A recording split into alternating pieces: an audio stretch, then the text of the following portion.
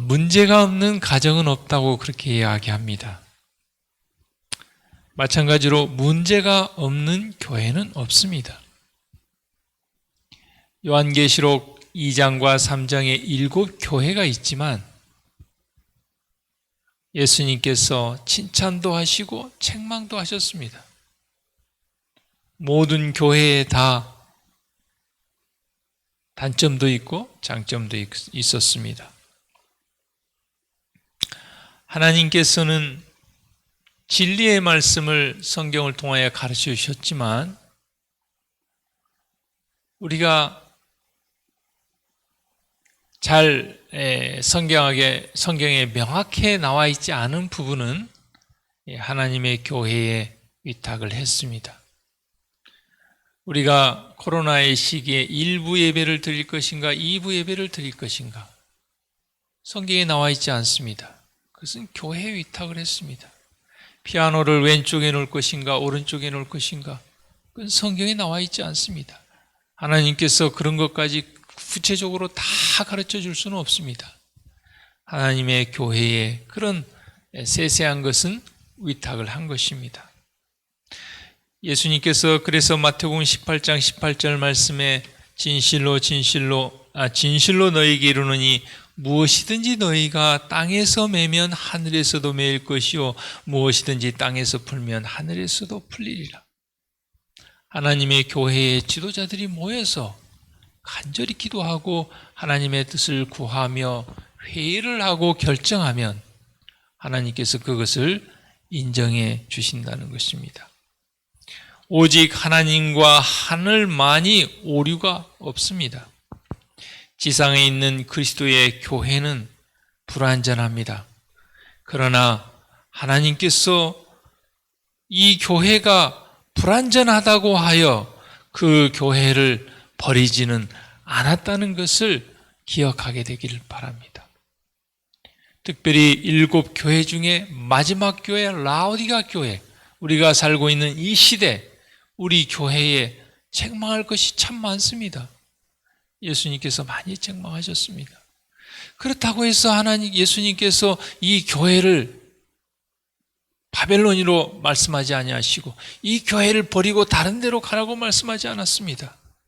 열심을 내어 회개하라. 그리고 이 교회를 통하여 마지막 사업을 마치겠다고 말씀하셨습니다. 어떤 한 목사님께서 페이스북에 아주 이름까지 언급하기는 어렵지만 굉장히 유명한 목사님이 계셨습니다. 지금은 돌아가셨지만 그래서 그 존경하는 목사님을 이제 아마 부흥에 초청해서 만날 기회가 있었던 것 같습니다. 우리는 그분에 대해서 잔뜩 기대를 하고 뵙게 되었는데 체구도 왜소하고 외모도 그저 힘없고 초라한 노인일 뿐이었습니다.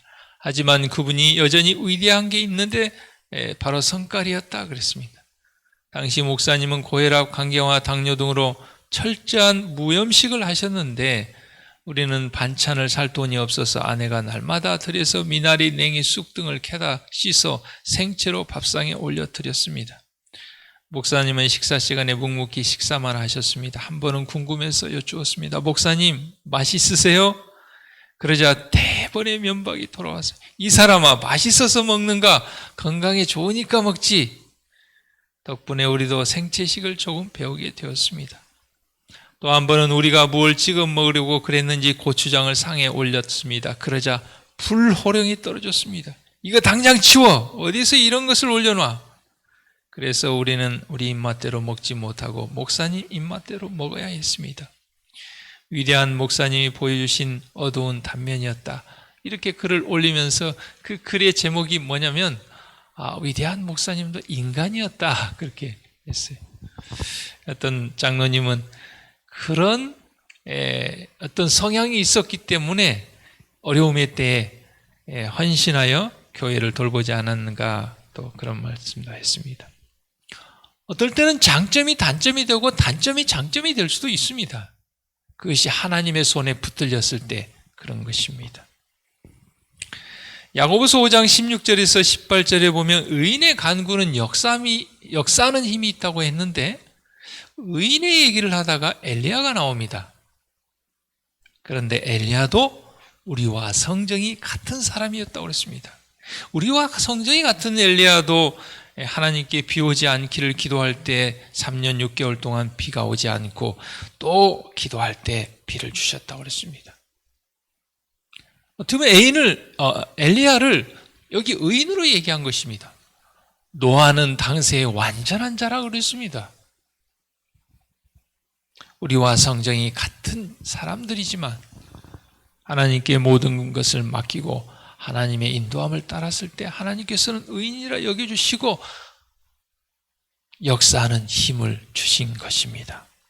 그렇기 때문에 뭔가 약점이 있고 흠이 있고 부족하다고 해서 하나님께서 쓰시지 않고 무조건 버렸다고 생각할 수 없습니다. 대총회에서 여러 지역으로부터 모인 형제들의 판단이 발휘될 때는 개인적인 독립성과 개인적인 판단이 완강하게 고수되지 말고 굴복되어야 한다. 어떤 사람도 전체의 결정과 반대되게 자신의 독자적인 위치를 고집스럽게 고수하는 것을 하나의 미덕으로 여겨서는 안 된다. 교회증언 9권 260페이지에 있는 말씀입니다. 대충의 여러 지역의 지도자들이 모여서 기도하고 결정을 할 때 마치 이 땅에서 매면 하늘에서도 매일 것이요 이 땅에서 풀면 하늘에서 풀리라는 예수님의 말씀처럼 하나님께서 그 회에 함께 하시고 그 회의 결정을 인정해 주시는 것입니다. 교회에 직원회가 있고 합회 행정위원회가 있습니다. 합회 행정위원회에서 인사이동을 해서 발령을 내면 그것이 합회장의 발령이 아니고 하나님의 발령인 것입니다. 교회가 결정을 하고 대총회가 결정을 하면 그것이 사람의 결정이 아니고 하나님의 결정인 것입니다. 성경에 반하는 진리에 반하는 결정을 했다면 그것은 따를 수 없죠. 그러나 성경의 진리의 문제가 아니고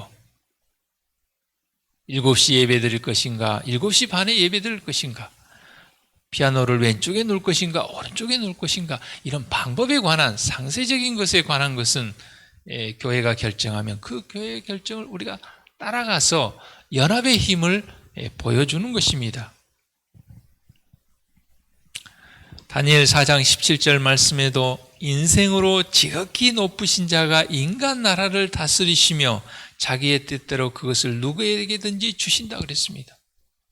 사람이 모여서 회의를 하고 결정하고 교회가 운영되지만 지극히 높으신 하나님께서 개입하고 계신다는 것을 우리는 잊지 않아야 되겠습니다.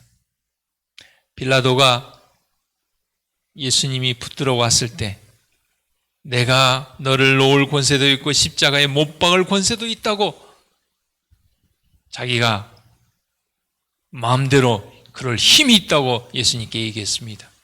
예수님께서 이렇게 대답하셨습니다. 위에서 주지 아니하셨다면 나를 해할 권세가 없으리라.